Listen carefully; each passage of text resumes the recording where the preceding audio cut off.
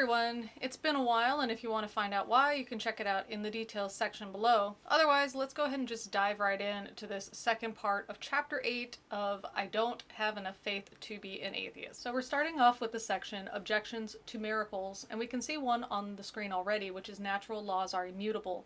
I'm going to try to guess the other one will have something to do with atheists don't accept miracles because they are not testable, repeatable, etc., that maybe the person is mistaken and there's no way for us to verify it. And I think their argument against that is going to be something along the lines of, well, of course we can't retest it.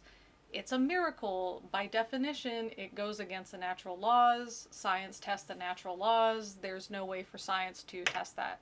So feel free to post what you guys think is going to pop up. I always like to read what you guys have to say, and definitely helps the almighty algorithm. Since the late 1600s, two major objections to miracles have arisen that we need to investigate. The first is from Benedict Spinoza, and the second is from David Hume. We'll start with Spinoza's objection. Natural laws are immutable. The argument that natural laws are immutable was first popularized in the 1670s by Benedict Spinoza, a Jewish pantheist. Spinoza's argument against miracles goes something like this. Number 1, miracles are violations of natural laws are immutable. Number 3, it is impossible to violate immutable laws. Number 4, therefore, miracles are impossible. If Spinoza is right, if there is no way natural laws can be overpowered, interrupted, or interfered with, then miracles are impossible. The problem with this objection is that it begs the question. If you define natural laws as immutable, then of course miracles are impossible. But that's the very question. Who said natural laws are immutable? Gotta pause here. So the authors recognize that you can't just define things into existence, yet that's what they keep doing, and they don't realize that's what they're doing. Absolutely bizarre. This is another reason I'm not a big fan of these so-called logical arguments, because with the logical arguments, they can sound reasonable to somebody without people really demanding evidence for each of the statements being made. And that's one of the problems I have with it, is it can sound kind of reasonable, you can see where the logic, but without demonstrating it, then the premises don't have to be true. I forget, I'm not a, it's been, more than 20 years since I've taken a philosophy class where I learned all of the terminology here, but it's something about it being sound or valid.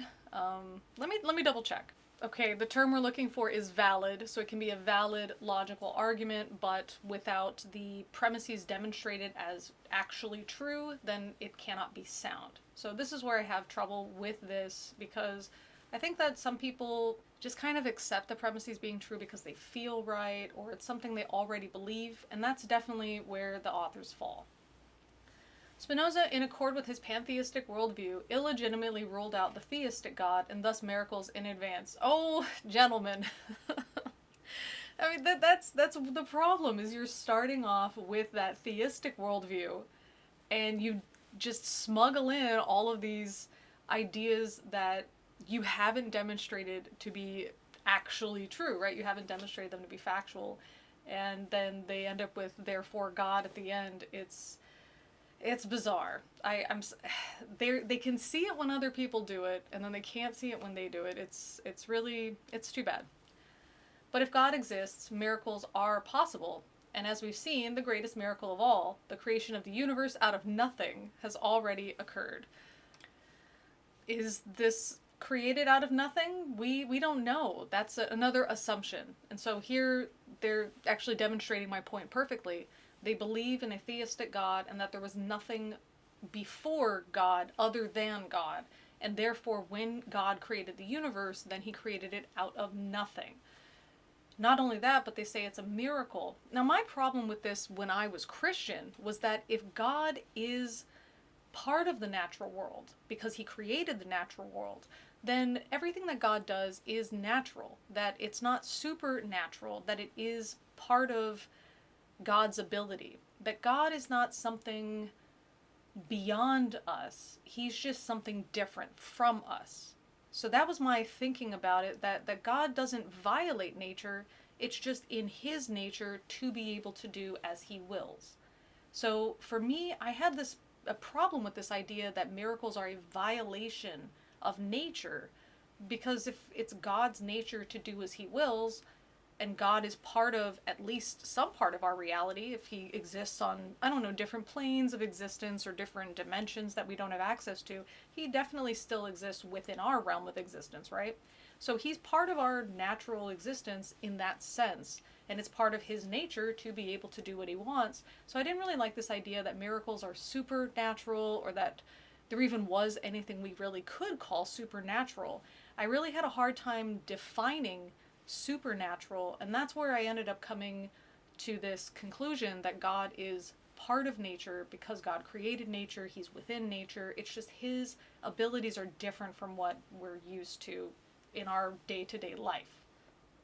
So if you have this idea of a God that can do anything, then can we really call it a miracle if the universe is created out of nothing? Let's just go with this idea that it's created out of nothing. I think it would just be God being God. I don't think that I would count this as a miracle. So I would like to see the authors really define what they want for miracle. I know they tried to do that earlier, but I had a problem with how they defined it. Creation itself demonstrates that natural laws are not immutable. So there we go. So we're again assuming that creation happened, that it is a violation of natural laws, that no way that God could have set up our natural, let's say, universe, right? Not the cosmos, but the universe. That there's no way that God could have set it up for this to have occurred naturally. They're already erasing this idea of things like abiogenesis or evolution. They're not a big fan of evolution either. So what I'm trying to say is that creation itself could have been part of the natural world. They haven't even demonstrated that this is a miracle. They're just calling it a miracle. They're not used to it. But again, if we give that God's nature is to do certain things, and God does exist, at least in part, in our realm of existence, then God is part of nature in our realm. So I don't know. I mean, maybe this is a distinction without a difference. What do you guys think? Something doesn't naturally come from nothing. But here we are. So again, assuming nothing. We also know that natural laws are not immutable because there are descriptions of what happens, not prescriptions of what must happen. Okay, so they understand that. Okay, well that's good. Because there have been issues about, well, if there's a natural law, then there must be a lawgiver, and that lawgiver is God. So hopefully they don't make that mistake later, because they're already stepping on their own argument here, where they're accusing Spinoza of making something up and just kind of running with it based off of his pantheistic worldview, and here they're doing exactly that with their theistic worldview. Natural laws don't really cause anything because they only describe what regularly happens in nature. They describe the effects of the four known natural forces: gravitation, magnetism, and the strong and weak nuclear forces. Once you introduce intelligent beings into the picture, natural forces can be overpowered. We know that those forces can be overpowered because we do so ourselves every day. For example, when a baseball player catches a falling baseball, he is overpowering the force of gravity. We do the same whenever we fly planes or blast off into space. In such cases, gravity is not changed, it's simply overpowered. If finite beings like us can overpower natural forces, then certainly the infinite being who created those forces can do so. I think this is actually a great illustration of what I was talking about earlier, about how it is within our nature or our ability to overpower the force of gravity. So isn't it within God's nature or God's ability to overpower the forces that he said that he created, or they're saying that he created? So that's exactly what I'm saying. So I guess they get it on that time, or that sense, but not applied to God, of course. The second argument is miracles are not credible. A number of years ago, I, Norm, was invited to speak at Harvard University's Divinity School, one of the most liberal divinity schools in the country. Let me guess, he had a talk with an atheist professor or staunch atheist afterwards when nobody could verify it, and it was something about a lunch or dinner, and the atheist got really angry. My topic was Harvard's premature farewell to evangelicalism. Believe it or not, Harvard, like most other schools of its day, was founded by evangelical Christians in order to train students to know Jesus Christ. Harvard's 1646 charter states its purpose clearly, original spelling and scripture references retained. Let every student be plainly instructed and earnestly pressed to consider well. The main end of his life and studies is to know God and Jesus Christ, which is eternal life, John 17:3, and therefore to lay Christ in the bottom, as only the foundation of all sound knowledge and learning. And seeing the Lord only giveth wisdom, let everyone seriously set himself by prayer in secret to seek it of him. And that is from Proverbs 2:3. Let's check them out. Okay, so using the King James Version, John 17:3, and this life is eternal, that they might know thee, the only true God, and Jesus Christ, whom thou hast sent. And then we have Proverbs 2:3, yea, if thou criest after knowledge, and liftest up thy voice for understanding. I think we might need a little context for that. My son, if thou wilt receive my words, and hide my commandments with thee, so that thou incline thine ear unto wisdom, and apply thine heart to understanding. Yea, if thou criest after knowledge, and liftest up thy voice for understanding, if thou seekest her as silver, and searchest for her as hid treasures, then thou shalt understand the fear of the Lord, and find the knowledge of God. Okay. Well, nothing fun with that, but I mean, it's nice to read it, I guess. How did Harvard get so far away from its charter? Well, I hope that an establishment started in the 1600s would maybe update periodically. Because they bought into one of the most powerful arguments against miracles ever formulated. It wasn't Spinoza's argument. Due to the advances in modern science and our better understanding of the natural world, not many today really believe that the natural laws are immutable. The argument against miracles that is accepted today, and has been accepted at Harvard, was put forth by the great skeptic David Hume, 1711 to 1776, about a century after Spinoza. You may remember Hume from Chapter 2. He was the one who said that any talk about God is meaningless because such talk does not involve empirical observation or self-evident truths. We saw that his claim is self-defeating. I'm thinking I might have been right with this one. But Hume's argument against miracles is a bit more sophisticated and not easily refuted as his argument against God talk. Perhaps that's one of the reasons it's still believed today. I do want to take an aside. What do you guys think about discussing God or gods?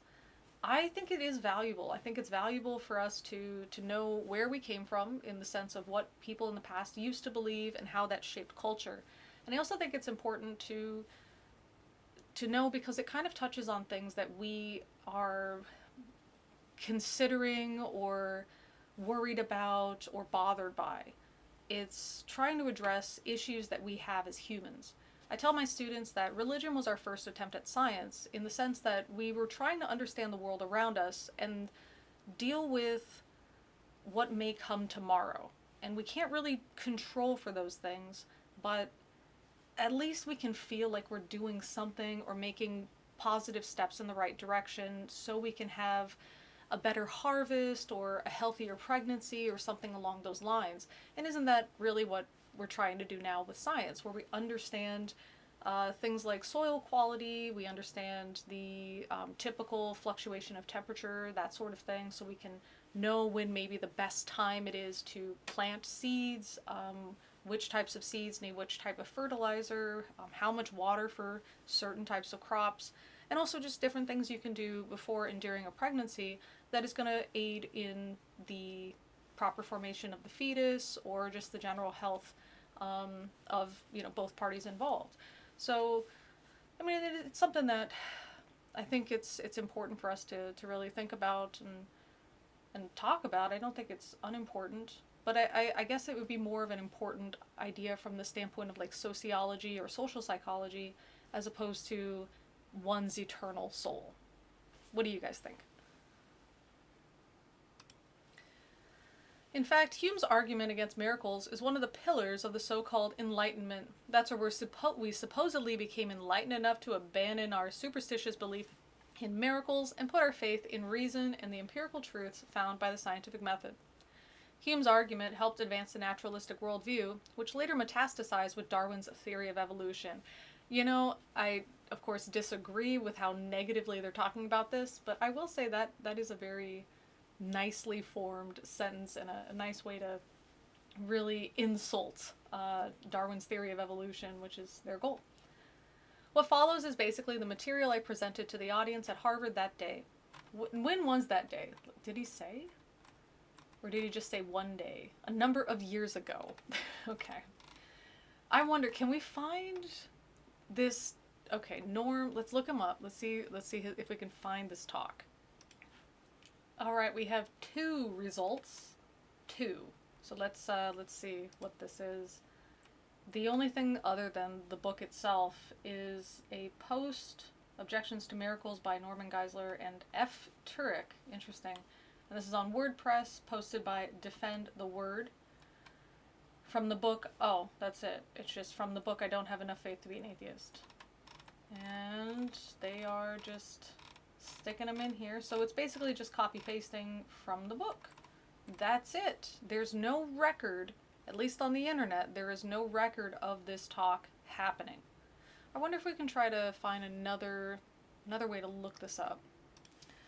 I'm not finding anything. I'm finding stuff that Norm himself created, which you can see that different colored link here, which is this that I opened.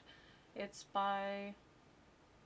some kind of normangeisler.com, and this is an apologetic for apologetics, but I wonder why it showed up for my search. That's it. It's just one mention of Harvard. The search terms I used were presentation, speech, Norman Geisler at Harvard University, and nothing shows up. So not only do we find no evidence of this particular speech or this particular topic being delivered, but we also find no evidence that Norm even spoke at Harvard University, divinity school or otherwise, on any topic. So this is interesting. Was he just invited to speak and he didn't actually get to speak? Maybe that's what it is. Maybe he's not lying, and maybe there's just no record of it somehow, but maybe he just was invited to speak and he didn't get to. So let's see what he says. Nope. What follows is basically the material I presented to the audience at Harvard that day. He could have at least included a year. I don't know. And again, I'm not saying it didn't happen. I'm just saying it's nothing that we can find. And I mean, considering he posted different stuff on the internet, that's something I would have definitely included, right? Some speech that I gave at Harvard, that would be something to upload. I began by spelling out Hume's anti-miracle argument and then moved on to critiquing it. Here is Hume's argument in syllogistic form. Number 1, natural law is by definition a description of a regular occurrence. Oh gosh, here it is, yep. Number 2, a miracle is by definition a rare occurrence. Number 3, the evidence for the regular is always greater than the evidence for the rare. Number 4, a wise man always bases his belief on the greater evidence. Number 5, therefore a wise man should never believe in miracles. Now, I mean, even just set out this way, I disagree with this. If a miracle is a rare occurrence, it doesn't mean it never occurred. So this is a very easily taken apart argument. I mean, the evidence for the regular is always greater. A wise man always bases his belief on the greater evidence. I would say a wise man bases his belief on evidence, right? So even if something is unusual, we can't just default to what's typical. I've had students that are unusual. There were some students that I've only encountered a student like this once in my entire now 13 years of teaching. So this idea that just because I saw it one time and it's rare, I should immediately discount it and treat the student the same way that I should treat the more commonly occurring situations with these students, that's ridiculous. Right? That's ridiculous. So it's a bad, I don't know if David Hume spelled it out this poorly or if this is just something of a straw man that the authors have created, but I don't think this is, and I mean, what would your objection to miracles be? My objection first is, what is a miracle? And then if they include any definition about supernatural, I need them to define supernatural, because even when I was Christian, and so now as an atheist, I would not consider God part of the supernatural.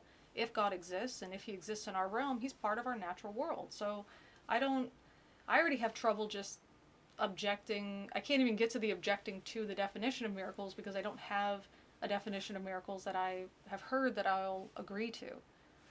So My biggest thing is, well, just because it's a rare occurrence, or a once in a lifetime occurrence, or an occurrence that we didn't expect, why does that mean that it had to be done by some kind of being outside of our universe that can watch us and is all knowing and all powerful?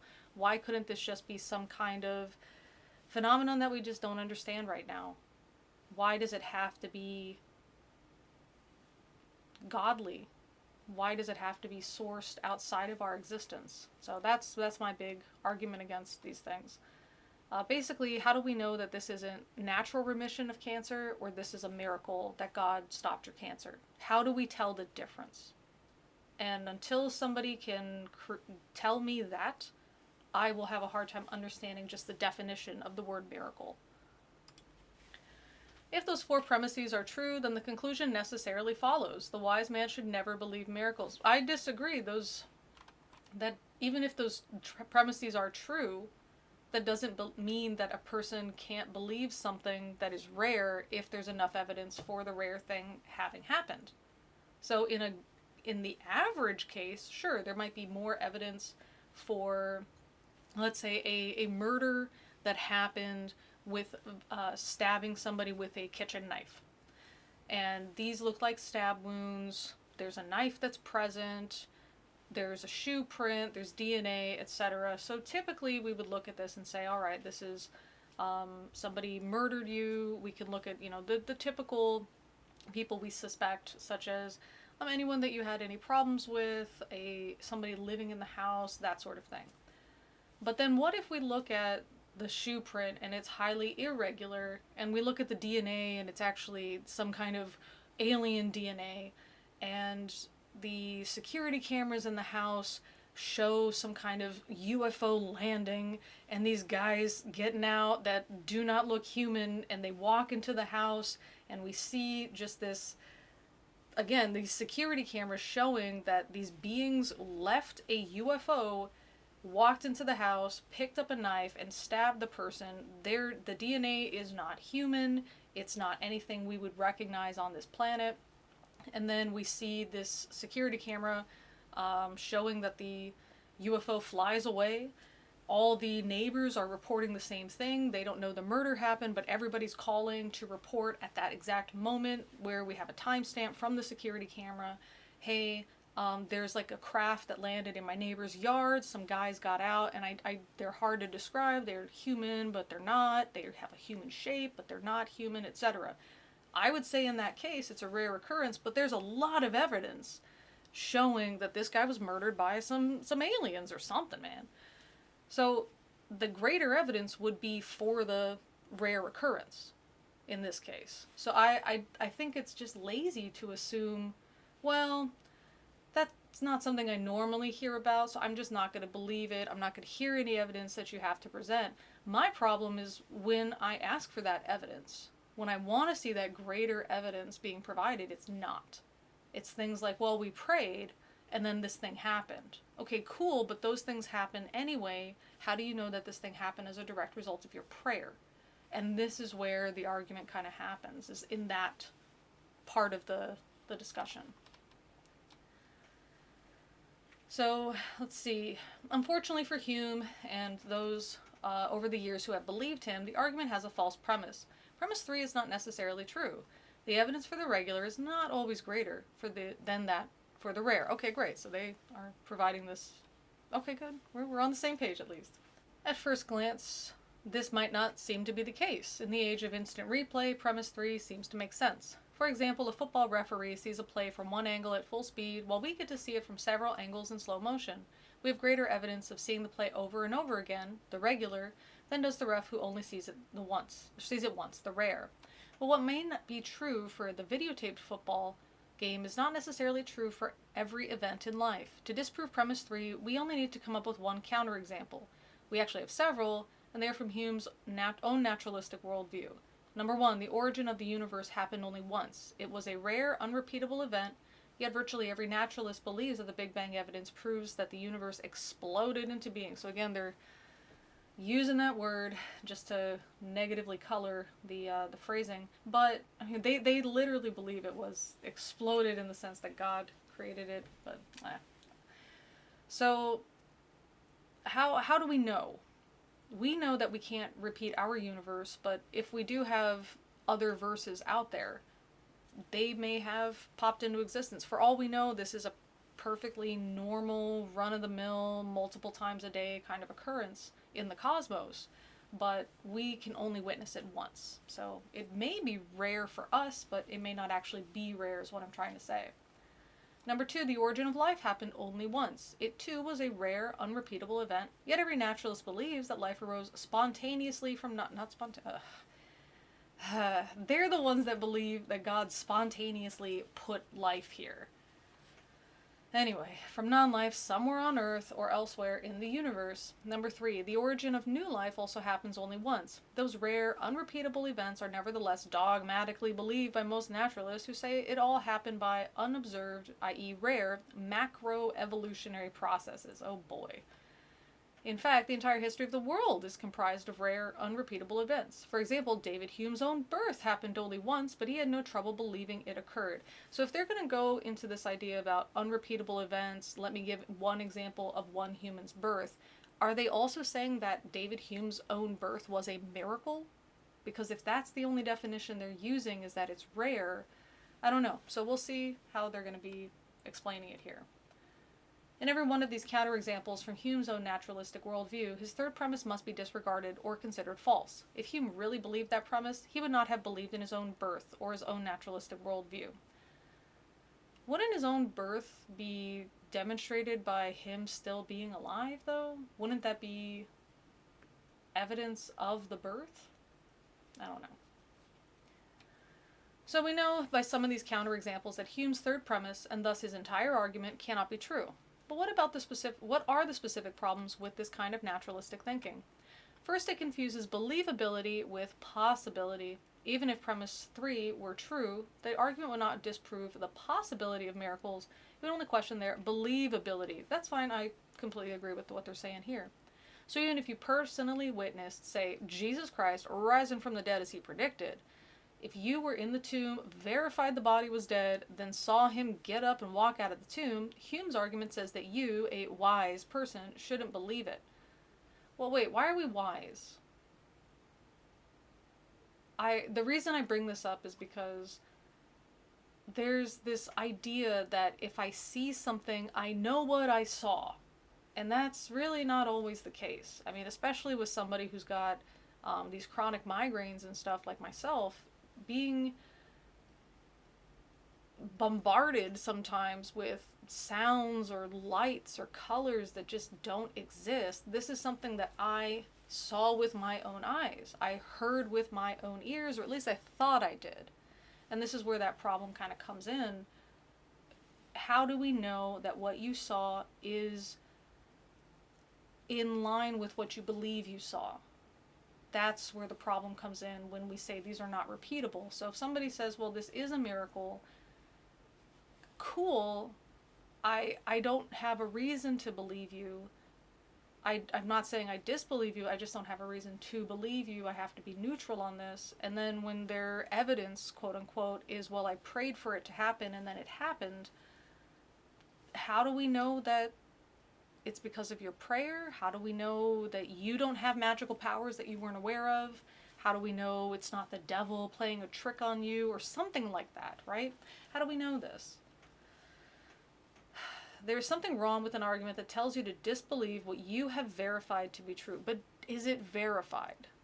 Just because I saw it, is it verified? That's the problem. And just because I believe it, is it verified? Second, Hume confuses probability with evidence. I mean, that's what this, isn't that this whole book? Isn't the whole book, I don't have enough faith to be atheist because I think it's more probable that God exists based off of my, certain definition and existing worldview, etc. So, okay, there, I guess, I mean, I'm happy with them admitting they don't have evidence, but I don't think that's what they're doing here. He doesn't weigh the evidence for each rare event. Rather, he adds the evidence for all regular events and suggests it somehow makes all rare events unworthy of belief. Yeah, that's what I said.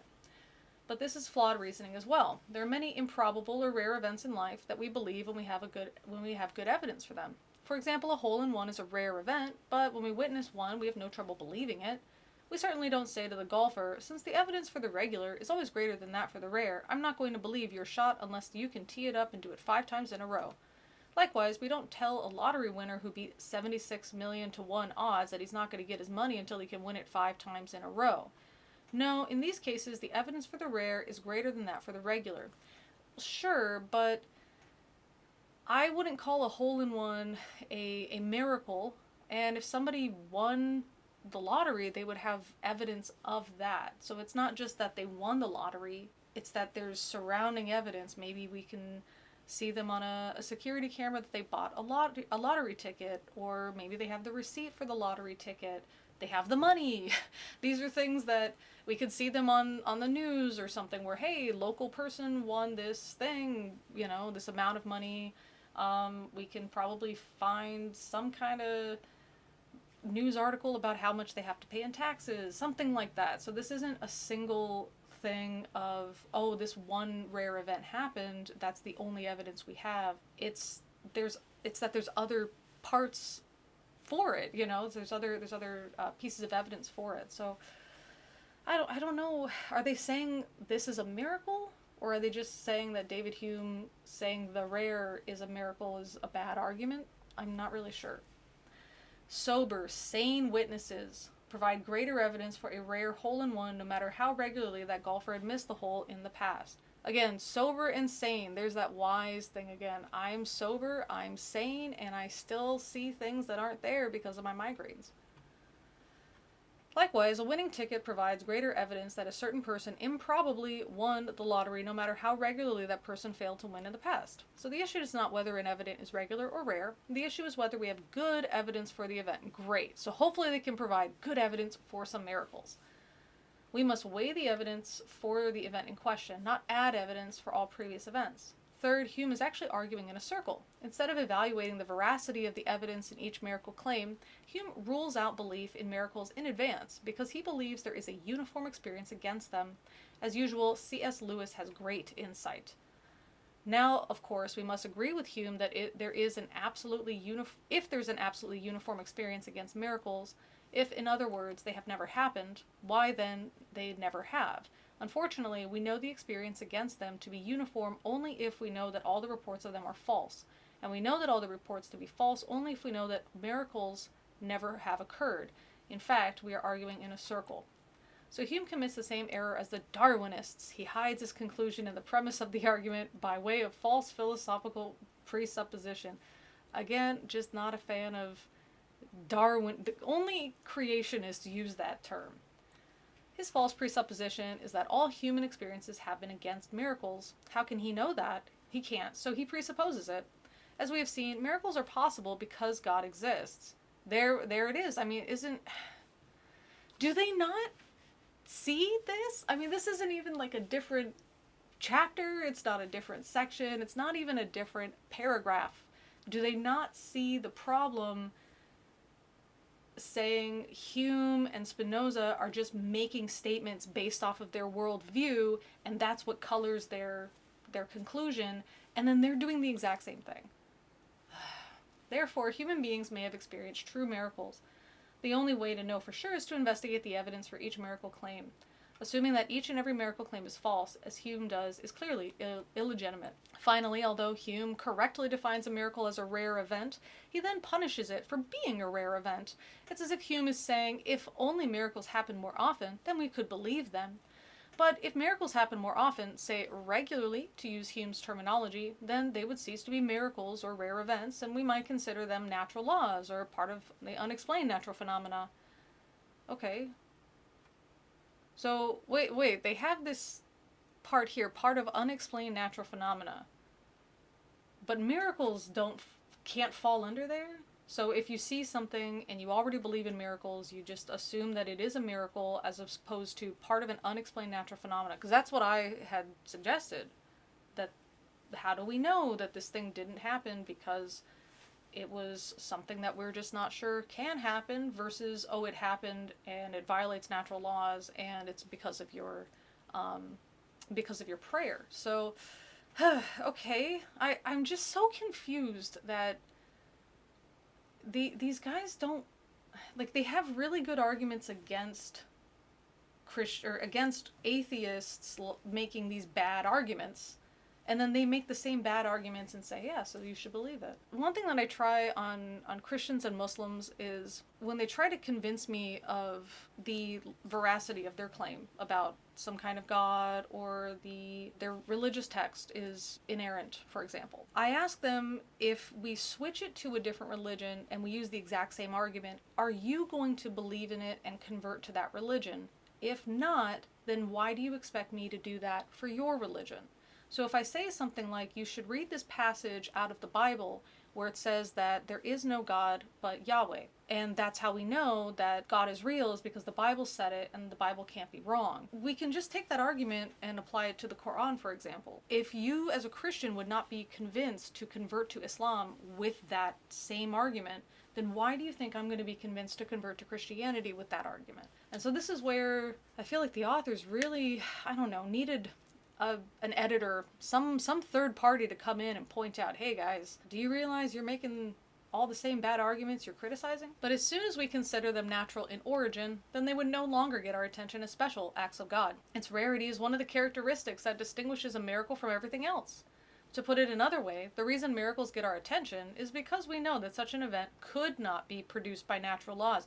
I still have this highlighted. How do you know it couldn't be produced by natural laws, or it's part of unexplained natural phenomena? You already granted that's a thing.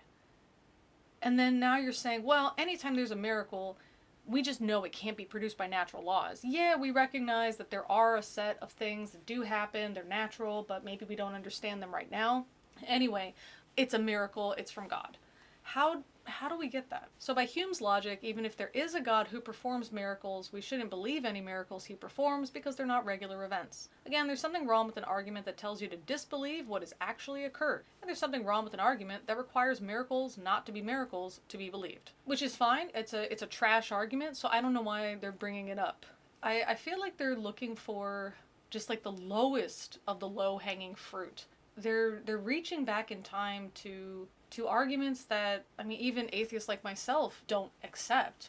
Why not come up with something, I mean, it doesn't have to necessarily be modern, but why not come up with something that's more accepted among skeptics? And the bottom line is that Hume, without justification, simply declares that the only believable events are regular events, and since a miracle is not a regular event, it fails to meet this artificial criteria. As we mentioned above, if we can't believe in rare event, then if you mention it above, don't say it again. Such a position is clearly unreasonable. After presenting this information at Harvard University, I received no questions or challenges to my critique of Hume, just stunned silence.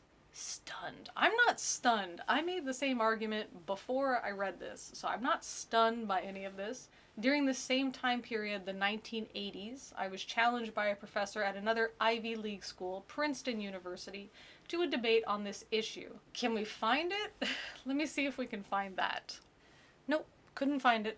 The professor asked for a copy of my presentation before the debate, which is very unusual. The element of surprise at a debate is an advantage that most debaters will not relinquish. However, I was so confident in my critique of Hume that was correct that I sent it to the professor in advance. After receiving my critique of Hume, the professor contacted me to say that he would prefer that I lecture to his class rather than debate him, but that he would be there to lead the charge during the question and answer period. I agreed. When I arrived on campus at the appointed date and time, the professor was nowhere to be found. His assistant said that he had some personal emergency, and the meeting was canceled. I wound up presenting my critique to a group of students that Ravi Zacharias had brought down from Nyack College. The professor never responded to my subsequent attempts to contact him. I mean, how just... Why is this here?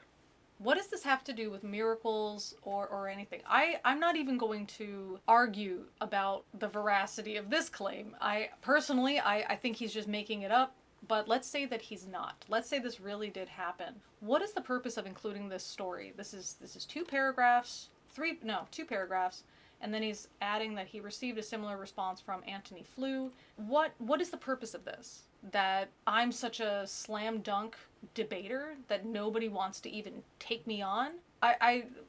Too bad you're dead, because I would be happy to have this conversation with you because we agree.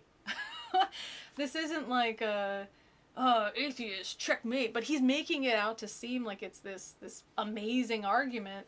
Nobody else could think of it. Everybody's having trouble with it. I mean, if these guys are having this much trouble, like at Princeton and Harvard, then these schools do not deserve their Ivy League status. I mean, I am not a Harvard or Princeton educated person, never applied because I didn't expect to get in. I am not one of those Ivy League educated people, and I'm having no trouble with this, and then still continuing to criticize their arguments here.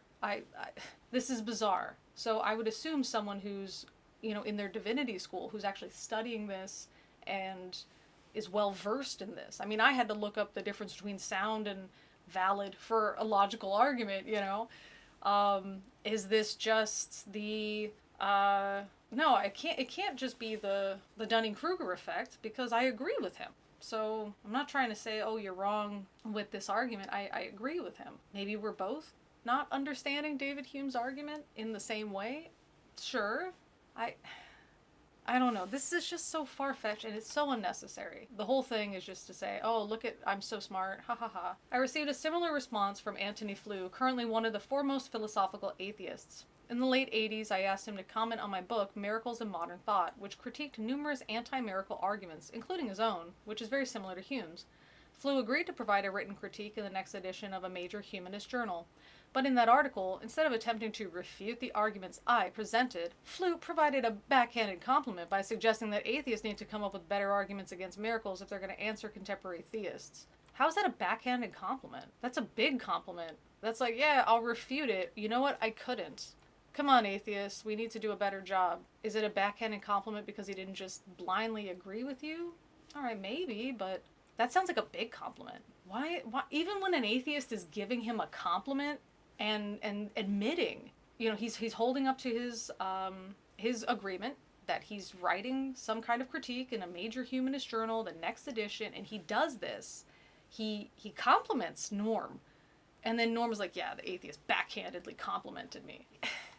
You can't win. You just can't win with Norm. I feel like Norm must have been a really difficult guy to deal with when he was alive. The reluctance to deal directly with the flaws in Hume's argument tells us that disbelief in miracles is probably more of a matter of the will than of the mind. This is one of their arguments about atheists, that they just choose to disbelieve, that they know all the evidence points to God and they're just willingly disbelieving it. So I wonder what Norm would have said to somebody like me, which I'm sure he's met other atheists like me. This is not a profound thing to disagree with Hume based off of the premises that he laid out. This is not profound. I'm not like super intelligent and an amazing debater and all of this stuff.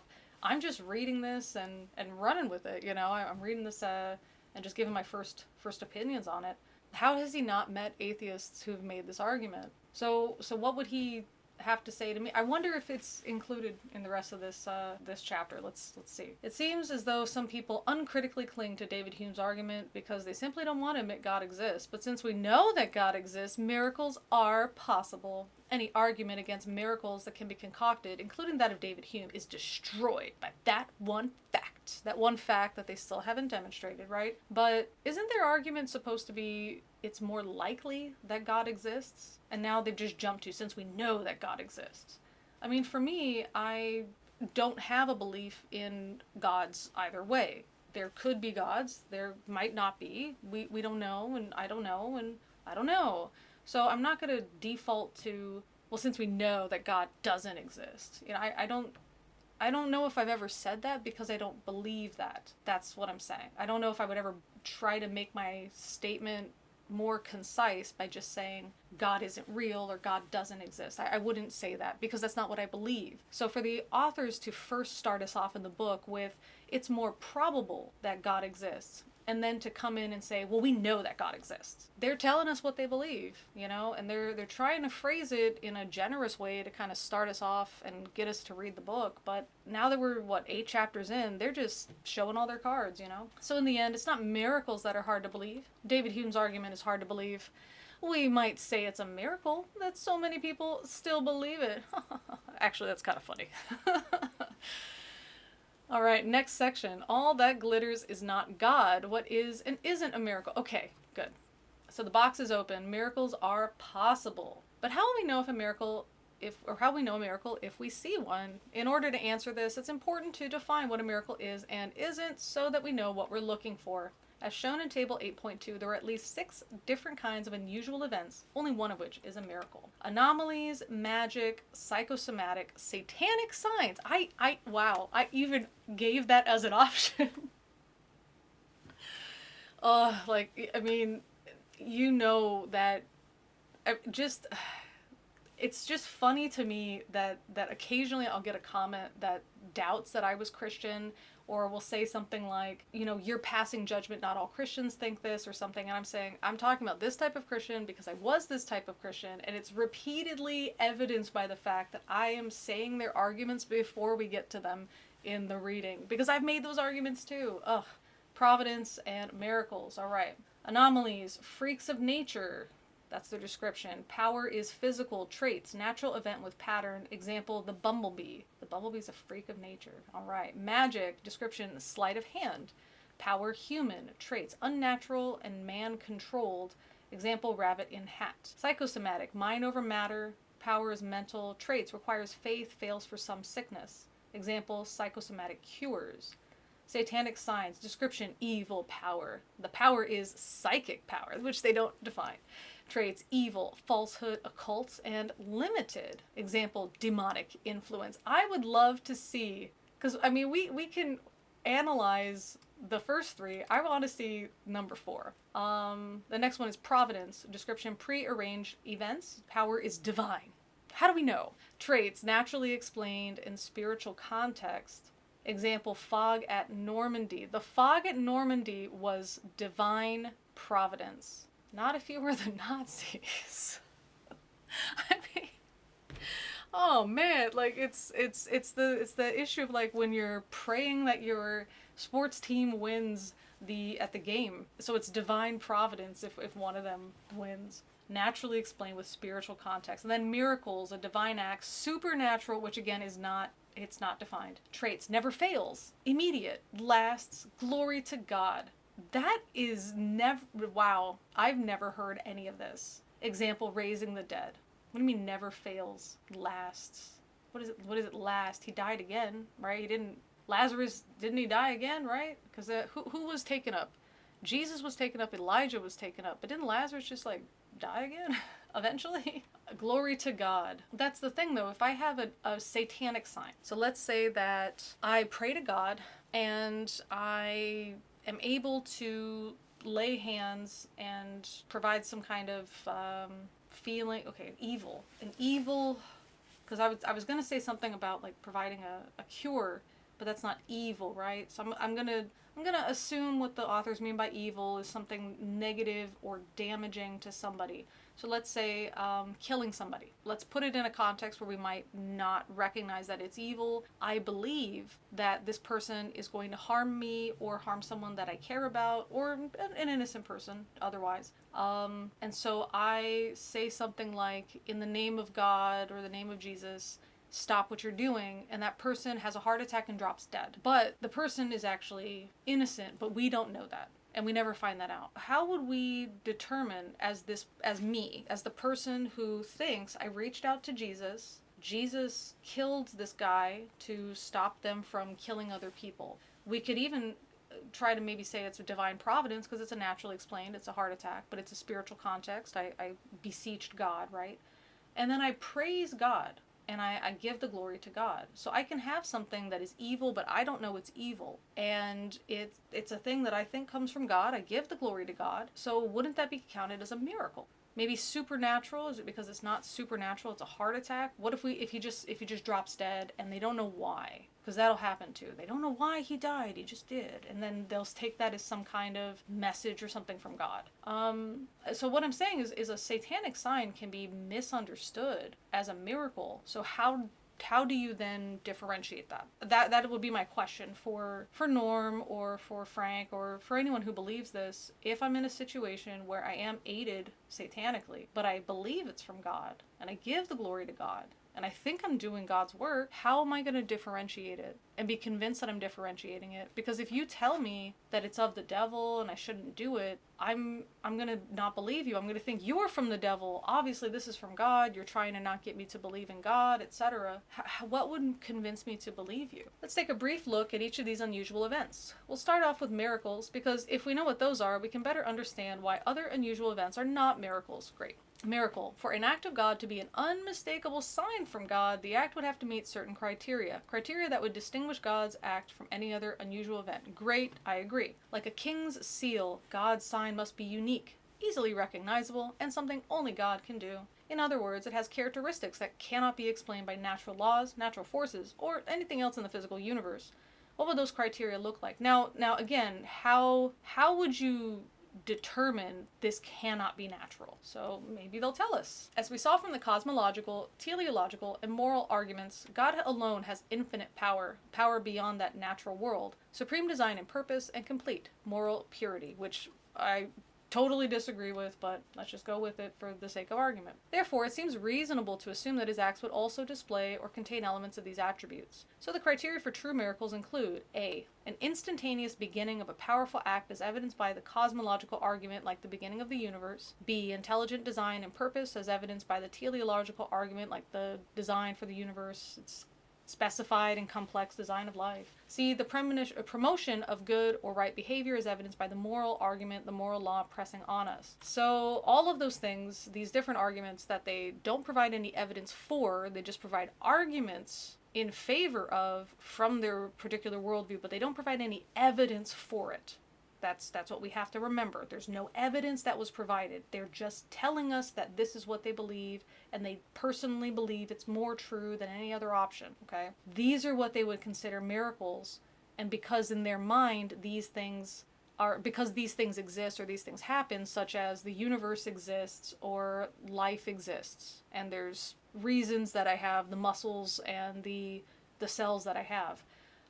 For them, this is evidence of miracles, the end. That's it. Are they the type of Christian that doesn't believe in that God performs miracles in the form of answered prayer? Do those fall under divine providence? The power component of miracles, A, means that the sign cannot be explained naturally. For if a natural cause is possible, then the sign cannot definitely be identified as a miracle. A miracle has an unmistakable supernatural cause, one that transcends nature. Great. You didn't rule that out. So A is the beginning of the universe, and they are just stating it cannot have happened naturally, period, the end. I don't know how they've ruled this out. I don't know. They haven't provided us any evidence. They haven't given us any reason to think that this is a one-time thing that happened, that it's not something that can happen again. It needs to be aided by some outside force. It's not natural. They haven't provided any evidence for this. They're just stating it is, therefore it is a miracle. Do they not realize they're doing everything they're accusing like Spinoza of doing?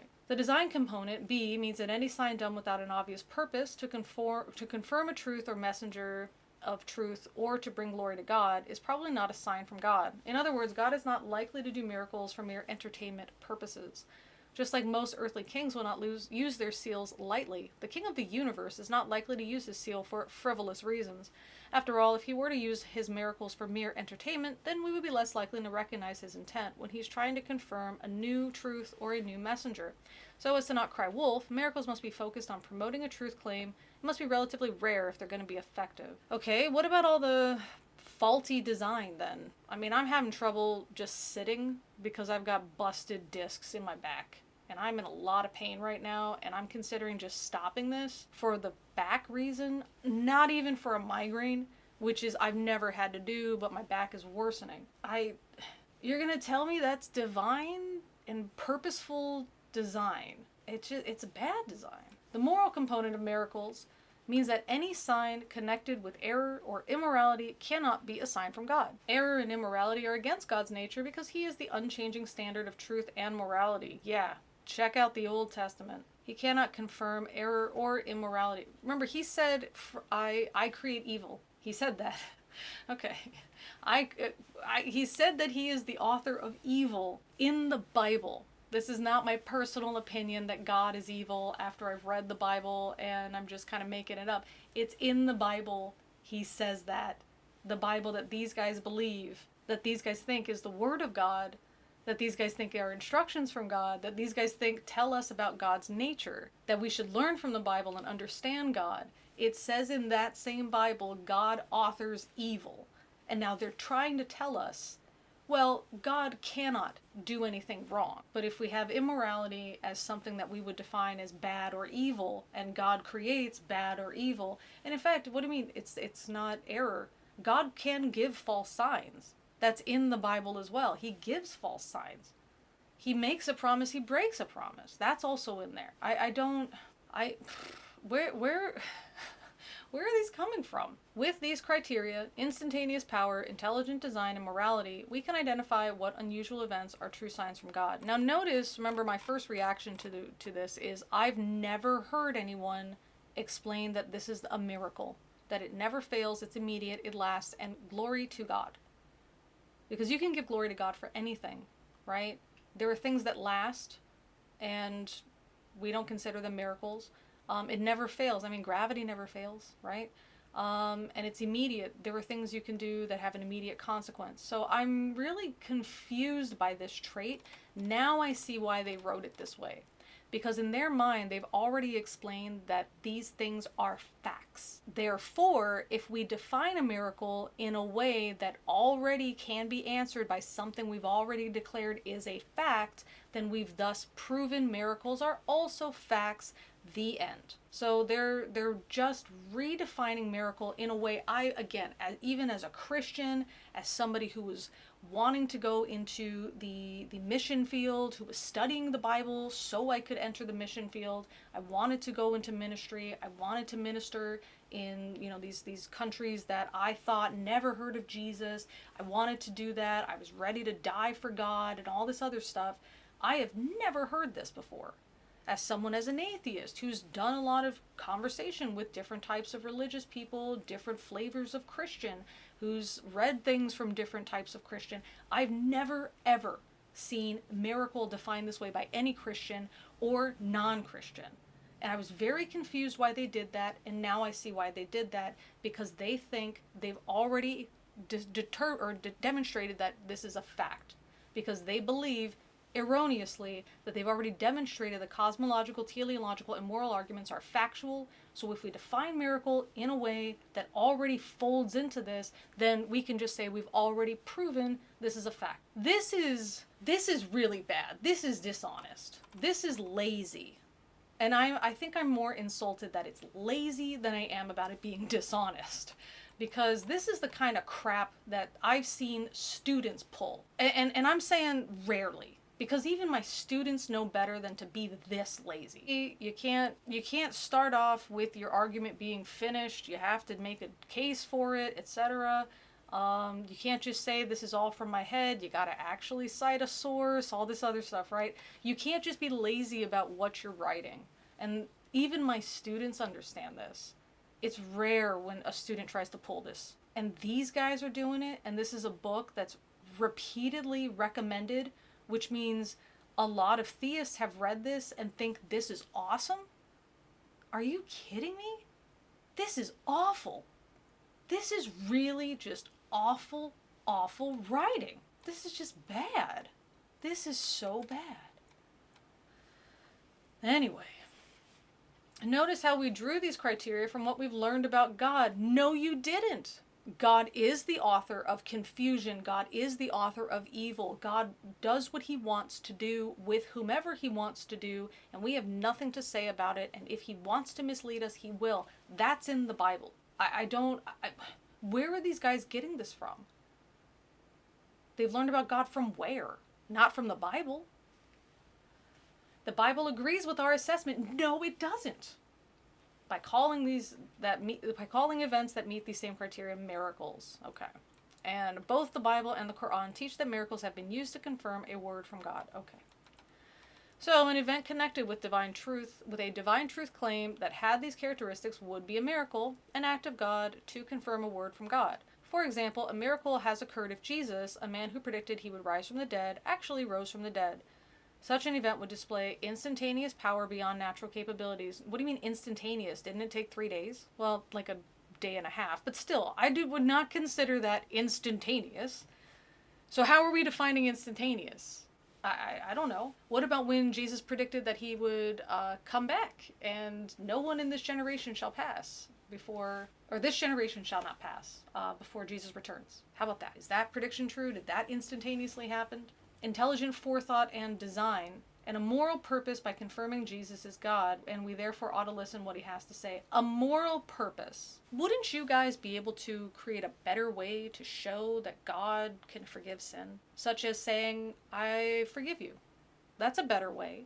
Why go through all of this effort of being born to a girl who is a young teen who had no say in the matter, did not consent to this, changes her life in a negative way because it brings a lot of very unwanted attention, especially if you read some of the apocryphal texts. This is very unwanted attention for her and for Joseph. So we've got this guy that just shows up. Nobody asked him to be there, right? Nobody asked this God to show up and come out of a person. But there we go. They're raised, and again, if you read some of the apocryphal texts, there's some pretty messed up stuff that Jesus does as a kid. And then Jesus just kind of walks around, embarrasses his family. And I'm not talking apocryphal texts. I'm talking as a Christian. When I read the Gospels, I thought Jesus was being a big jerk to his family. Like, huge jerk. So he does this. And then he gets betrayed by some people, knowing full well that the betrayal will be so upsetting to the guy that he once called a friend, that the guy is going to end his own life. So that's moral, right? For Judas to have to give you up, and then for Judas to end his own life. That's part of the moral purpose here, right? And then Jesus is brutalized for no really good reason, right? There's no reason other than a bunch of people in the crowd said to do it. There's not really a reason provided. Now, contextually, if you guys want to learn about the history of it, there is a reason for it. It's against zealots, basically. And if we paint Jesus as a zealot, bringing unwanted attention to Judea, after we've had these issues about attacking the Jewish people and attacking the temples and things, we don't want Jesus to be here getting us a bunch of negative attention from the government. But that's not in the Bible, right? So we've got all this stuff happening. Jesus is slain, and suddenly he's not. So we were upset. All his friends, his family, causes all these problems. I mean, Jesus just sounds like a jerk. This sounds like a very, I don't know, a very self-absorbed God. I'm going to do this because I want to do it, and I'm going to do it because this is what I like. I don't care whose life I ruin. I don't care what's going to happen. This is the way that I want to do it. Instead of just saying, I forgive you, or just having God in the flesh show up. He could have just manifested, right? Why was that such a difficult thing to just manifest? Why did he have to physically be born? That's bizarre. Can't he do anything? Why does he have to ruin the life of a young girl? Why does this have to happen? It's bizarre. So, even if you don't want to say he ruined her life, she was thrust into motherhood against her will. Okay? That's bizarre. That's something you don't want. This is a moral purpose instead of I forgive you. But that's what Christianity does, and to a greater extent religion does, is it takes something that you could easily pick apart if you're not in the religion. And even for those in the religion trying to understand it better, this is where it starts to unravel, where they're not willing to just accept it, that this was the best way and it's moral because we said it's moral. There are other ways to do this. God could have done anything, and he didn't. He chose this way that sounds suspiciously like any run-of-the-mill cult leader, right? This is a cult leader's origin story. This is not a God's divine work. It's a cult leader's origin story. That's it. It doesn't sound divine. There is no natural force or other source of power that could explain such an event. A cult leader, there's that. Moreover, if the resurrection actually happened, it did not occur out of the blue, but in context. In other words, the resurrection was an event in the context of a theistic universe, where a man claiming to be from God and performing miracles along the way predicted it would happen.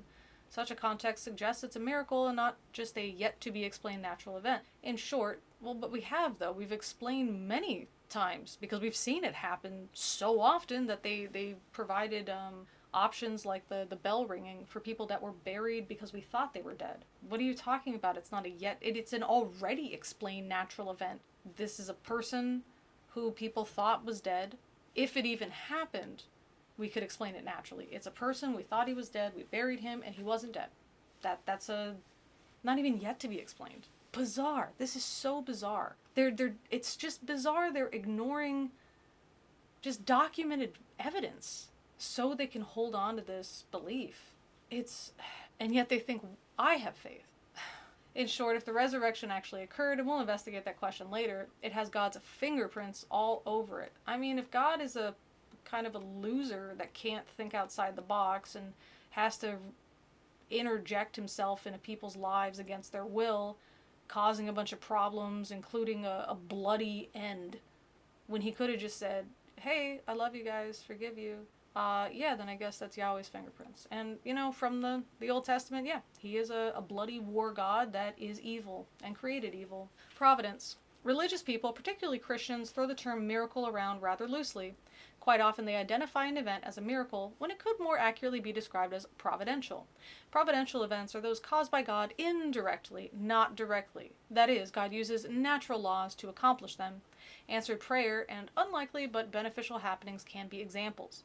These may be remarkable and stimulate faith, but they're not supernatural. For example, the fog in Normandy was a providential because it helped conceal the Allied attack against the evil Nazi regime. Really, God cared about that? Not all the people being slaughtered? God cared about that. That's where the providence comes in. Not that somehow all of the materials failed. Maybe the gates rusted and now all the people imprisoned can now free themselves. Or something that the guards ate was tainted and they all died of a food poisoning, sickness, something, and the people could leave. That's not what happened. Or that all of their weapons misfired and people didn't die. That's God's interjection into World War II was the fog at Normandy. For the Nazis, against the evil Nazi regime, let's not even consider the Japanese and what the Japanese did and the disgusting things that Unit 731 did. We'll not even consider that, right? Do they have a different God over there that just doesn't care? I mean, or what about all the blind eye that God turned to the rest of World War II and the build up to it? But the fog at Normandy, that's divine providence? How do we know? Because if it's divine providence, it means that God ignored everything else. Or if it's just a lucky coincidence. I would say this is a lucky coincidence, unless you think that God is evil and he loves watching this horrible stuff happen. This is what they really believe. Out of all the horrible things that happened, this one cool thing that they can point out because they can remember it. Maybe Norm even likes it because it's got his name, Normandy. We don't even know. It could be a totally selfish reason like that. This is evidence of God. I don't even want you guys to look up what Unit 731 did in their biological testing. It's disgusting. It makes me want to vomit when I have to see that stuff. And that's okay. Normandy. Fog. Got it. Divine providence. By contrast, the miracle would require something like bullets bouncing off the chest of our young men as they assaulted the beach. Oh, that's why. Because we're preserving our young men. It doesn't matter all those people in East Asia that were murdered. That's okay. The Pacific, we don't care. Satanic signs. Another possible cause of an unusual event could be other spiritual beings. Since God exists, it's possible that other spiritual beings exist. But if Satan and demons do exist, they have limited powers. Why? Well, as we've mentioned before in this chapter, it is impossible for there to be two infinite beings. Since God is infinite, no other being can be infinite. Well, if God's providential divinity is a little bit of fog during a terrible time in human history, I would say that the devil is probably capable of that. I would say so. Because that doesn't sound like something amazing and infinite, does it? Moreover, pure dualism, an infinite good power versus an infinite evil power, is impossible. You're right. That's why the biblical God is both. It's not an infinite good power versus an infinite evil power. They are the same. That's why. There is no such thing as pure evil. Evil is a privation or a parasite in good. It cannot exist on its own. Evil is like rust to a car. If you take away all the rust, you have a better car. If you take away all the car, you have nothing. So Satan cannot be evil, the evil equivalent of God. In fact, Satan has good attributes such as power, free will, and rational thought, but he uses them for evil purposes. The bottom line is that God has no equal. He is one infinite being who is supreme over all creation. Again, this is all asserted. This is what they feel like is the most true because they're starting off with this as their premise. Their premise, or their presupposition, is the conclusion. As a result, created spiritual beings, if they exist at all, are limited by God and cannot perform the kinds of supernatural acts that only God can perform. So, by natural revelation alone, without revelation from any religious book, we know that if other spiritual beings exist, they are limited in their power. That's not natural revelation without any revelation from any religious book. Other religions have come to different conclusions. This isn't like, oh, this is the only thing that makes the most sense. There are other conclusions that made sense to other people.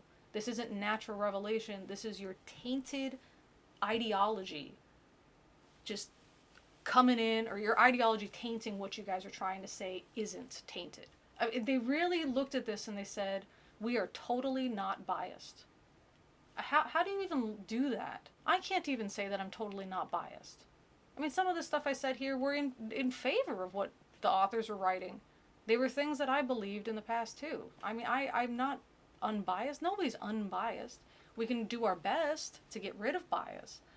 But to suggest that a single God, which is something that doesn't appear in human history for thousands of years, but that a single God, a monotheistic religion, that's something we could just come and think of naturally. It's just the most reasonable option. Incidentally, this is exactly what the Bible teaches. Gosh, what a shock. What a surprise. But just how limited are these other spiritual beings? Now we need special revelation. While we haven't gotten to that point yet of proving beyond a reasonable doubt that the Bible is true, let's assume that such beings are real and can interact with the natural world as the Bible describes. According to the Bible, only God can create life and raise the dead. Pharaoh's magicians, who had imitated the first two plagues, couldn't imitate the third, which created life. These magicians acknowledged that the third plague was the finger of God. Okay, so because a magician can't do a thing with sleight of hand, which they stated magic and satanic intervention are not the same. Because the magic thing can't happen. The magic thing couldn't imitate God, therefore Satan can't imitate God? That's bizarre. Satan can perform tricks better than the best magicians. Okay. And there are many examples of these in the Bible, but those tricks fail to meet the characteristics of a true miracle. Wow, really? The authors that had a clear bias were biased against the one guy that they determined is the ultimate enemy? Wow. As we've seen, true miracles cause one to think more highly of God, tell the truth. God, what? And promote moral behavior. Counterfeit signs from Satan's don't do this. Really? Wasn't Satan allowed to harm Job? And then God got really pissy. I don't know if you guys have read the book of Job. It's awful how God treats Job. It's awful. It's awful. I read this as a Christian and I was disgusted. I was like, this is my God? This is God's nature? This is what he is? It's disgusting. It's so disgusting. It's just condescending. He's just so awful. So arrogant. Just so terrible. So I don't think that, made me think more highly of God. But in that story, the idea is that Satan performs miracles, evil miracles, but miracles all the same, right? So Satan performs these miracles that cause Job to think more highly of God. I mean, even the Bible disproves what they're saying. These guys are just bad at what they do. This is a book that people want to recommend. I just would rather believe that they read the first part of the first chapter. They can't have read this far into it and think, oh, this is good. As a Bible reading Christian, yeah, I agree with this. As a Bible reading atheist, I don't agree with this. This is bizarre. Counterfeit signs from Satan's do not do this. They tend to glorify the person ostensibly performing the sign, and they are often associated with error and immoral behavior. They also may not be immediate, instantaneous, or permanent. Okay. In short, only God performs true miracles. Satan does counterfeit miracles. I mean, isn't that a miracle too? You're even calling it a type of miracle, a counterfeit miracle. I mean, I can't do this. It still violates the natural law, doesn't it? How is it not a miracle? It's just not a miracle from God. It's a miracle from Satan. Bizarre, right? Oh, it's because... This is precisely what the Bible calls them in 2 Thessalonians 2:9. So they're not even coming up with this stuff on their own.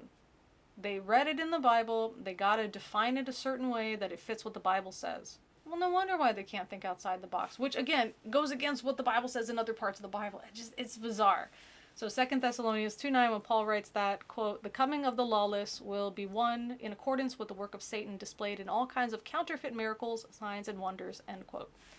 Of course, unless one is discerning, such signs can be deceptive and may be mistaken for miracles. Well, great. I'm glad that he can... Oh, good, we can have our table of discernment. Okay. Table 8.3 summarizes the differences between a divine miracle and a satanic sign.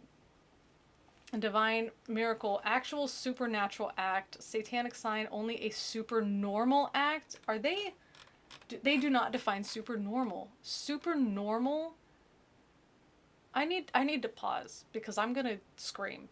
I need to pause. How did they write this and think, yeah, this is the most bizarre, ridiculous nonsense that I could have... Like, this is what I'm caught... My back is killing me. And this is why? For this quality of writing? This is why I'm doing this. This is something. No, I'm really doing it for you guys to enjoy it, to read it, etc. with me. But this is... It's so bad. Oh, it's so bad. Divine miracle is under the creator's control. Satanic sign is under the creature's control. So what would be the laying of hands? Divine miracle is never associated with the occult. Satanic sign is associated with the occult. Cool. Define that, and we'll go from here. Again, laying of hands. Divine miracle connected with the true God. Satanic sign frequently connected with pantheistic or polytheistic gods. I love how Satan is connected with something other than Christianity. That's great. But again, aren't there people... I mean, you've met Christians that were probably criticized by other Christians for doing stuff, in the name of the devil, or cursed, or witch, or whatever, Divine miracle is associated with truth. Satanic sign is associated with error. Oh, girl, read the Bible. Ugh. Associated with good versus associated with evil. Read the Bible, guys. Read your damn Bible before you try writing this. Come on. Involves true prophecies, involves false prophecies. Read your Bible, guys. Are you for real? Divine miracle glorifies the creator versus glorifying the creature. So again, a laying of hands, How do we know? Because if God is working through someone, that person themselves is going to be revered in some way. They may say glory to God, but, that person is still going to be elevated in the minds of others. Psychosomatic. Many years ago, I, Norm, developed what I thought was an allergy to blooming flowers. I began taking a strong drug in the spring of that year to help alleviate the symptoms. One spring Sunday morning, I was invited to preach at the local church and had arrived early to meet the elders. When I got near the pulpit, I saw some flowers on a nearby table. Almost immediately, I began to sneeze, and my eyes watered up. I said to one of the elders, "I won't be able to preach with these flowers here, because my allergy's acting up. So would you please move them? Let me guess, they're fake." He looked at me and said, "They're plastic." I said to myself, "Geisler, you just sneezed at plastic flowers. That allergy has got to be in your head." So I threw away my prescription and have not had this problem to this day. Yeah, that's what happens when you self-diagnose, Norm. Come on. Now, perhaps not all allergies are purely psychosomatic. Be so for real. Perhaps not all allergies are purely psychosomatic. You hear that, guys? If any of you guys have allergies, Norm thinks you might be faking it. It might just be in your head because you've just convinced yourself that you're deathly allergic to something. Norm. What a dick move. Oh my God. I say oh my God because it's unbelievable. But certainly, there are some illnesses and cures that are psychosomatic, and these are well documented. Norman Cousins, in his book Anatomy of an Illness, describes in detail how he literally laughed himself well from cancer. Indeed, mental stress can have a negative impact on our physical health, while having a positive mental attitude, faith, or happiness can have a positive healing effect. And he cites Proverbs. He doesn't cite the well-documented anything the research or cases, whatever. He cites freaking Proverbs. Ugh. But you know what? That is the level of intellectual honesty, quality, and reading that I expected Norm to do. Good job, Norm. You've met my expectations. Yet there are some medical conditions such as severe spinal cords or severed spinal cords or amputated limbs that cannot be cured by mind over matter because they're not psychosomatic. A true miracle would have to occur for those conditions to be cured.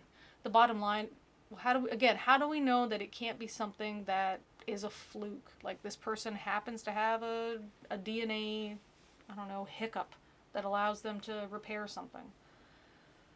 The bottom line is that psychosomatic cures are psychological, not supernatural in nature. They are evidence that the mind can have a limited but significant impact on the body. They are not to be confused with miracles. Okay. So if I pray and I have faith and that helps me psychosomatically improve and I say it's God, how do we know which one it is? Magic. Perhaps the most familiar kind of unusual event is magic. Magic is based on human sleight of hand or misleading the mind. A good magician can make you think he has sliced a woman in half, pulled a rabbit out of a hat, or made an elephant disappear. But it's all an illusion, a clever trick. Once you're let in on it, you say, now why didn't I think of that? Magic, being a trick under human control, is not a miracle. Only God can perform a miracle. I think they just put it in here to make it look like they're comparing stuff. I think so. Because nobody's going to confuse an illusionist with a miracle. Are you... Anomalies. An anomaly is an unexplained freak of nature. For example, at one time scientists couldn't understand how a bumblebee could fly. Its wings were too small for its body. Scientists considered bumblebee flight an anomaly until they discovered a kind of power pack that made up for the small wings. They knew it wasn't a miracle because of the observable pattern. All bumblebees flew. So they kept looking for a natural explanation and they found one. So then this isn't an unexplained anomaly freak of nature. This is a species we don't understand. The skeptic might ask, so why couldn't the resurrection of Jesus be considered an anomaly? Because the resurrection was predicted. It had an well, was it? That's the thing. Even if we give that there was a resurrection of sorts, so we have this idea that the person appears dead, but they're not really dead, and they quote unquote come back to life, which is something that we have documented. So we have that. Could it have somebody written it down that maybe Jesus alluded to it? Maybe they felt like Jesus alluded to it. Maybe they misremembered it. Maybe Jesus said something like, well, of course I'm back. I remember I said that thing at the place. That's what I was talking about. And then when the person went to write it down much, much, much later, just accessing the memory, they altered the memory. They thought that they heard that Jesus actually did say it at the time, and that's when they wrote it down. Do you see what I mean? How easily this can just be... Like this doesn't even require a lot of special things to stack up a certain way. These are documented events, especially about the past, where people didn't understand what death really looked like, and if a person appeared dead, they were dead. That's good enough for me. And then we have an issue with just how people remember things. We know memory is faulty and imperfect. I didn't even have to come up with anything that took any type of thinking and lining up of events. This is just something we know that I already mentioned, and something else that's easy to come to mind because it's such a common occurrence that memory is faulty. I wouldn't even consider it an anomaly. I would just consider it a story. That's all. Anomalies are not connected with intelligent truth claims, and they lack moral and theological dimensions. If the resurrection of Christ actually occurred, it was no anomaly. So a person whose cancer goes in remission, that's an anomaly, but it's not... It lacks moral and theological dimensions. So it was moral for the fog to show up at Normandy, but not like Nanking. Okay. Why don't we see biblical miracles today? Many people today have a very provincial view of history and of human experience. If I personally don't see certain events happening today, they think they probably never happened. Who is, can you just tell me, can you just pause and just tell me, have you ever said this, thought this, or heard anybody say this? I've only heard Christians and Muslims say this about atheists. I have never actually heard somebody say this because they believe it. The implication for miracles is obvious. Namely, if there are no public biblical quality miracles happening today, and if they were, they'd be on Fox News Channel, then why should I think they happened in the past? It's a fair question. I don't that's maybe a fair question, right? Because if God is the same yesterday, today, and tomorrow, and there's miracles in the Bible like the authors have told us here, then why don't we see miracles happening now? However, there's a common misconception behind this question. It's the belief that the Bible is filled with miracles that occur continually throughout biblical history. It's only partially true. It is true that the Bible is filled with miracles, about 250 occasions of them. But most of these miracles occur in very small windows of history, especially or during 3 distinct time periods, during the lifetimes of Moses, Elijah, and Elisha, and Jesus and the apostles. Why then? Because those were times when God was confirming new truth, revelation, and new messengers with that truth. Wow. That's a very convenient way to say this, huh? God doesn't need to confirm anything now, though, right? If most of the miracles are bunched there, what's happening miraculously during other time periods the Bible covers? Nothing. In fact, there are huge gaps of time in the Bible, even hundreds of years, where there are no recorded miracles from God. Why? Well, because there was no new word from God, and most miracles confirmed some new word from God. So why don't we see these biblical miracles today? Because if the Bible is true and complete, God is not confirming any new revelation, and thus does not have the main purpose for performing miracles today. There's no new word from God that needs to be confirmed by God. So what about the miracle of what they believe is the miracle of God creating the universe? What new revelation was that? Right? That's not a new revelation. But it's in the Bible. It didn't occur during the time of Jesus or Moses or that, but they accept that's a Bible. And they actually said here, what's happening miraculously during the other periods the Bible covers? Nothing. So is Genesis not a miracle? They just said Genesis. They just said that, right, guys? They just said that the teleological argument, the cosmological argument, the moral argument, all of those in Genesis, those are all miracles. Those are evidence of miracles. And then let's go ahead and define what miracle is so we can better understand miracle. And now they're saying there's no mention of miracles whatsoever outside of the time of Moses, outside of the time of Elijah and Elisha, and outside of the time of Jesus and the apostles. Are you freaking kidding me? I'm not even saying go read the Bible. I'm saying, did you even check that what you wrote a few paragraphs ago? This is so bad. This is just terrible writing. Oh my goodness, you get an F, it's a 0, I give it back to you, it's terrible. All right. Now, don't misunderstand us here. We're not saying that God can't do miracles or that he never does. As a sovereign creator and sustainer of the universe, he can do a miracle anytime he wants. It's just that he doesn't have a reason to publicly display his power the way he did during biblical times, because all the truths he wanted to reveal have already been revealed and confirmed. Okay, I didn't need to read it. That's snotty. But I mean, that's how I'm imagining they wrote it. Okay, so yeah, the tone is my own. It's my I just, how did they write this and feel like, nailed it, yeah, nailed it, Frank, nailed it, Norm? Like, how did they think they did a good job?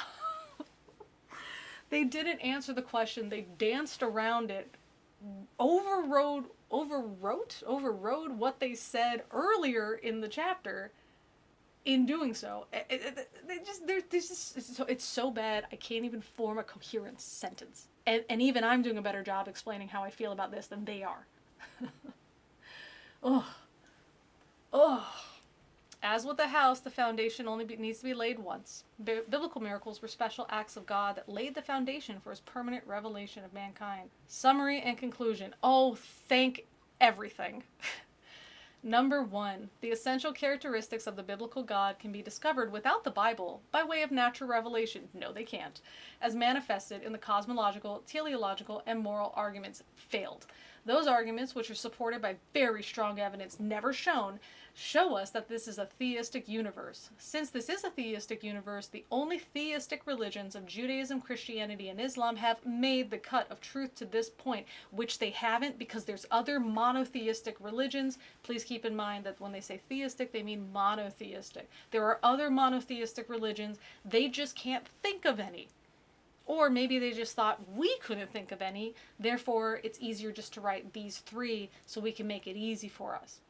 And also, these are the only ones to make the cut, and one of them must be true. They're not allowing that maybe there is a God, but no religion got it right. They're not allowing for that. They're allowing that one of these must be true. Whew. all non-theisms, which they include pantheism, polytheism, and atheism, are built on a false foundation because they are wrong about the existence and nature of God. So again, we feel like this is true, therefore it is. Since God exists, miracles are possible. In fact, the greatest miracle of all, the creation of the universe out of nothing, has already occurred, which means Genesis 1:1 and every other miracle in the Bible is believable. Didn't I just get on them about this? That they were ignoring the miracles in freaking Genesis?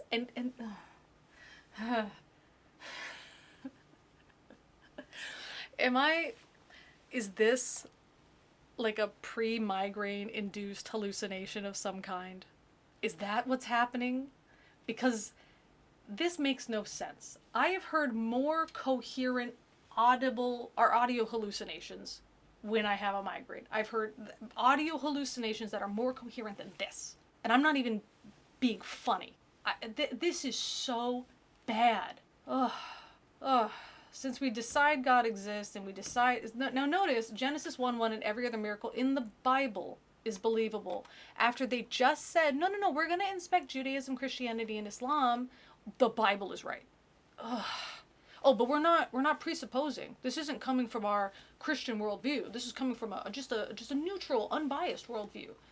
Boys, gentlemen, arguments against miracles fail because they are based on false philosophical assumptions rather than observational evidence. Remember, they provided two, but now they said all arguments. As a result, they fail to disprove miracles. I'm just asking you to prove a miracle. There's that problem again, the burden of proof. God can intervene in the universe he created despite what David Hume says. Yeah, David Hume, take that. 300 years later. I mean, did they really wrote this? They really wrote this and thought, nailed it.